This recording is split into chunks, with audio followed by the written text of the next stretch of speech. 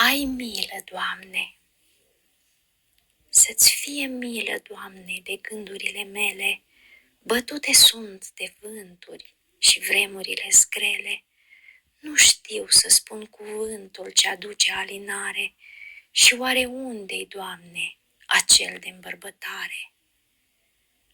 Trecut e miezul nopții și mă frământ în pat, alung un gând din minte și alte sute bat la porțile gândirii și a lumii dintre stele. Să-ți fie milă, Doamne, de gândurile mele.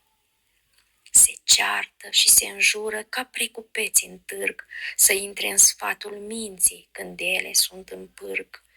N-așteaptă să se coacă, se macină între ele, bătute sunt de vânturi și vremurile grele.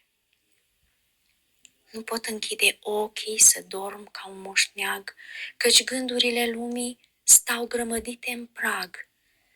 Așteaptă de la mine a lumii soartă în care să știu să spun cuvântul ce aduce alinare. Mă uit la ele, Doamne, și văd cum se frământă ca valurile mării, spărgându-se de stâncă, ridică în slavă rugă de milă și îndurare. Și oare unde-i, Doamne, acel de îmbărbătare?